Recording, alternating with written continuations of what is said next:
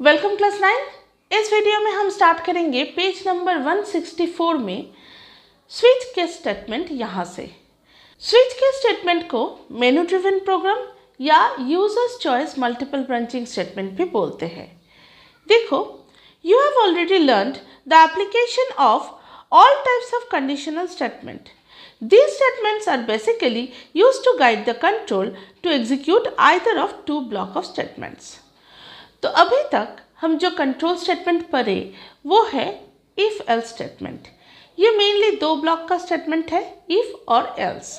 अब इफ के अंदर और भी इफ या एल्स, एल्स के अंदर और भी इफ और एल्स, ये हो सकता है, लेकिन मेनली ये दो ब्लॉक का एग्जीक्यूशन स्टेटमेंट है।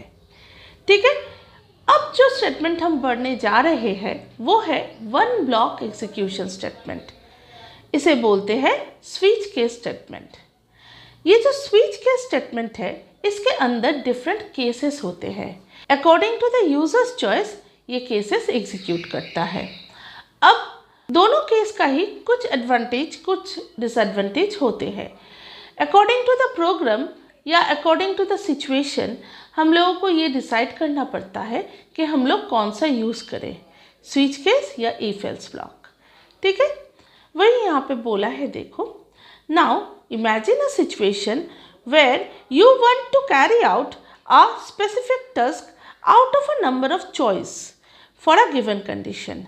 The situation is as shown as, check the value of n equal to 1, job 1, n equal to 2, job 2, n equal to 3, job 3, n equal to 4, job 4. मतलब अगर सिचुएशन ऐसा हो कि n के value के ऊपर हम लोगों को कौन सा जॉब एग्जीक्यूट करेगा वो डिसाइड करना है। इस सिचुएशन में हम स्विच केस यूज़ करेंगे। ठीक है, देखो, a number of if-else construct may be required to deal with above situation. Hence, a number of if-else statement can be replaced with only one statement, that is a switch case statement. तो ये जो situation अभी हम discuss किए, इसे अगर हम if-else से करने जाए तो बहुत ज़्यादा ब्लॉक्स यूज़ होगा, लेकिन अगर हम स्विच केस में करेंगे तो एक ही ब्लॉक में एग्जीक्यूट हो जाएगा। तो इस सिचुएशन में हम लोगों को स्विच केस यूज़ करना है।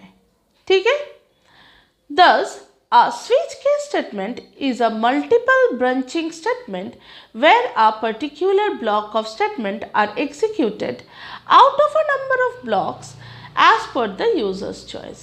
In this system, the control goes to the specific case and execute the statement for the given switch value. अभी हम वही डिस्कस किए कि जैसा यूजर देगा उसके हिसाब से केस एग्जीक्यूट करेगा। ठीक है, it also includes a default case. The default case is executed only when the switch value doesn't match any of the given cases. अब मान लो कि यूजर ने जो चॉइस दिया है वो केसेस को सैटिस्फाई नहीं कर रहा है, तो कंट्रोल कहाँ पे जाएगा? इसके लिए स्विच ब्लॉक में एक केस है, वो है डिफ़ॉल्ट केस। अगर कोई भी कंडीशन मैच नहीं हुआ या कोई भी केस मैच नहीं हुआ तो कंट्रोल डायरेक्ट डिफ़ॉल्ट केस में चला जाएगा, उसे एग्जीक्यूट करेगा। ठीक है, तो अब सिंटैक्स देखो। Switch control variable, opening brace, case 1 block 1, case 2 block 2, case 3 block 3, default block 4, closing brace. मतलब ये जो कंट्रोल वेरिएबल है उसका वैल्यू यूज़र जैसा देगा उसके हिसाब से केस एग्जीक्यूट होगा। अगर 1 दिया यूज़र ने तो केस 1 एग्जीक्यूट करेगा, अगर 2 दिया तो केस 2 एग्जीक्यूट करेगा, अगर 3 दिया तो केस 3 एग्जीक्यूट करेगा। ऐसे चलता रहेगा, जितने सारे केस तुम दे सकते हो। ठीक है, लेकिन अगर कोई भी केस सैटिस्फाई नहीं किया, यूज़र का जो वैल्यू है वो कोई भी केस सैटिस्फाई नहीं कर रहा है, तो डिफ़ॉल्ट केस एग्जीक्यूट करेगा। ठीक है, एक एग्जाम्पल दिया है देखो, स्विच इन। ये जो n है इसका ही वैल्यू यूज़र से लिया जाता है। यूज़र अगर n इक्वल टू 1 दिया तो केस 1 में जो स्टेटमेंट्स है वो एग्जीक्यूट करता है। अगर 2 दिया तो केस 2 एग्जीक्यूट करेगा, अगर 3 दिया तो केस 3 एग्जीक्यूट करेगा, और अगर 1 2 3 को छोड़ के कोई और वैल्यू दिया तो देखो केस 4 मतलब डिफ़ॉल्ट केस एग्जीक्यूट करेगा। ठीक है, वहीं यहाँ पे बोला है देखो, with reference to the above structure a number of cases are taken care of by a single switch statement. The control decide the execution of a specific case based on the value of control variable, say n. ठीक है, तो n के ऊपर depend करके execution होगा। If the value of the control variable, that is n, is 1, then the control goes to execute the statement in case 1. The statements of block 2 are executed when the value of the control variable is 2 and so on. वही अभी discuss किए कि अगर user ने 1 दिया तो case 1 execute करेगा, अगर 2 दिया तो केस 2 एग्जीक्यूट करेगा, ऐसा चलता रहेगा। The statement in the default case will be executed only when the switch value doesn't match any case number. तो अगर यूज़र का जो चॉइस है वो किसी केस के साथ मैच नहीं कर रहा है तो डिफ़ॉल्ट केस एग्जीक्यूट करेगा। ठीक है, नेक्स्ट देखो, let us discuss a situation where the value of the control variable is 1. Naturally the control jumps to execute the statement of case 1.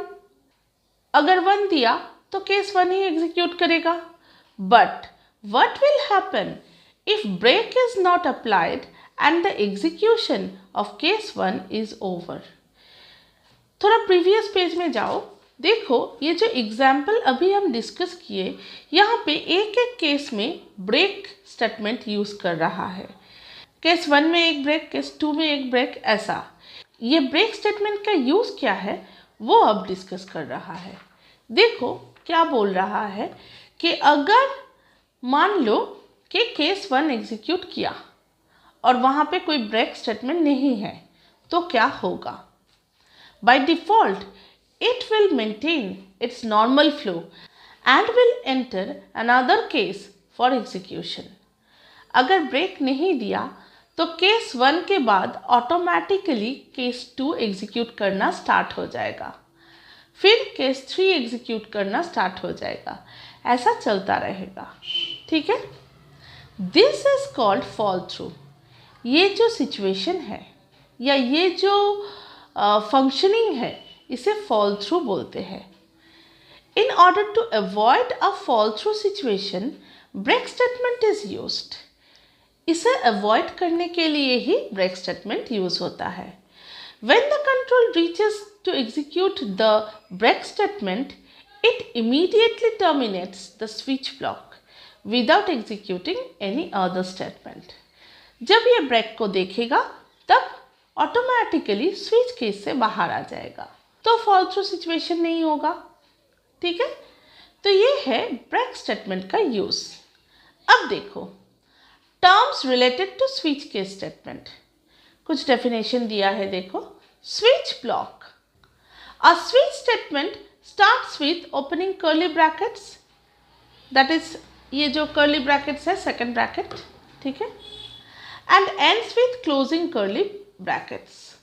The case which are enclosed within a pair of opening and closing curly braces are known as switch block.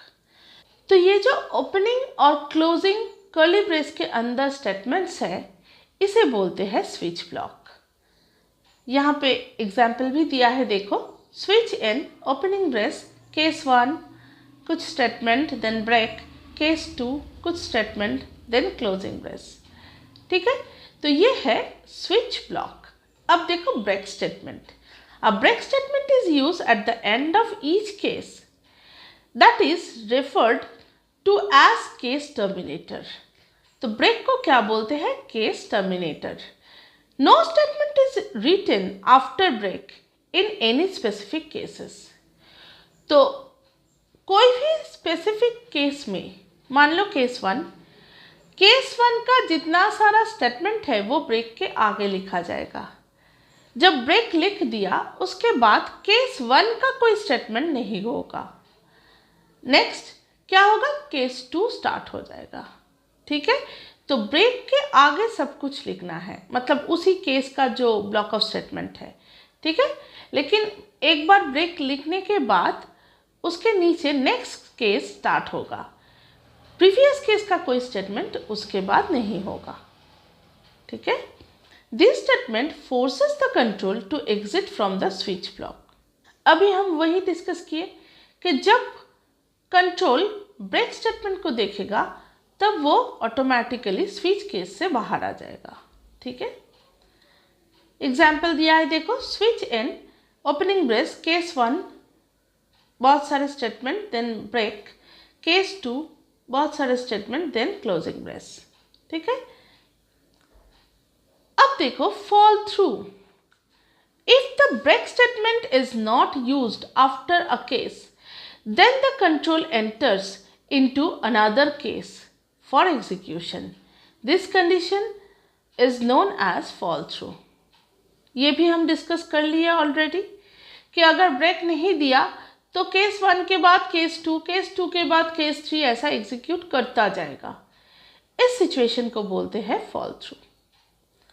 Next देखो, default case.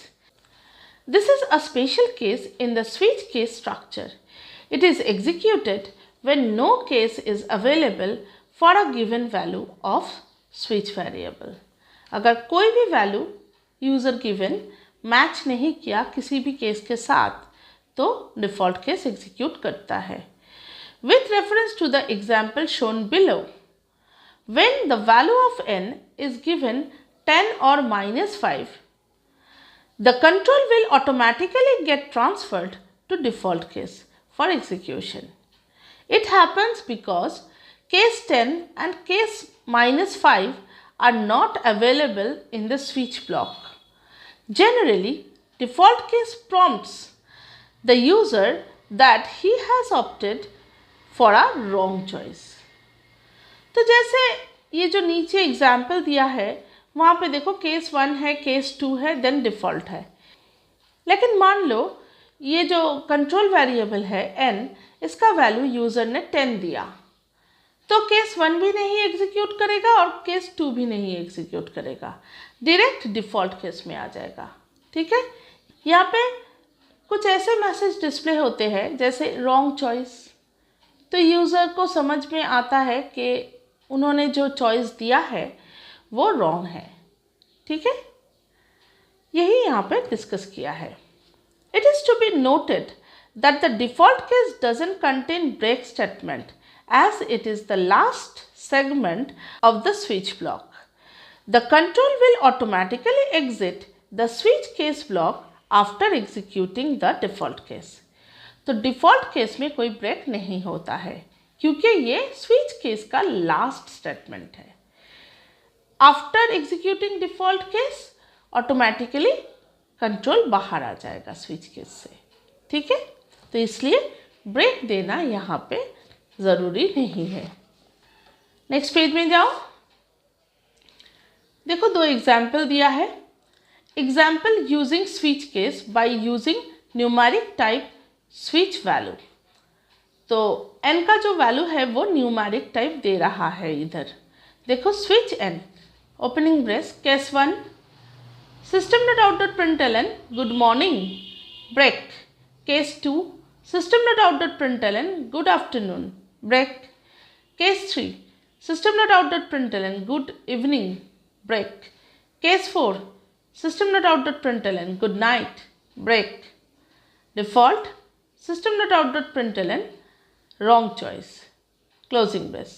मतलब अगर 1 दिया user ने तो good morning दिखाएगा, अगर 2 दिया तो गुड आफ्टरनून, 3 दिया तो गुड इवनिंग, 4 दिया तो गुड नाइट। लेकिन अगर 5 या और कोई वैल्यू 1 2 3 4 को छोड़ के दिया तो रॉन्ग चॉइस दिखाएगा। ठीक है, नेक्स्ट एग्जाम्पल देखो, example using switch case by using character type switch value. Character type value भी तुम यूज कर सकते हो। जैसे देखो ch equal to char in dot read, ये तो ch को पढ़ रहा है।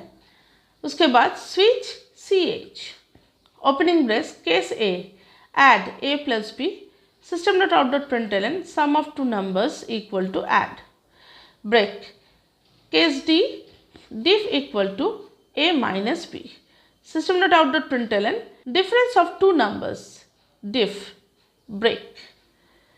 Next case p prod equal to a into b system dot out dot println product of two numbers equal to prod break default system dot out dot println wrong choice.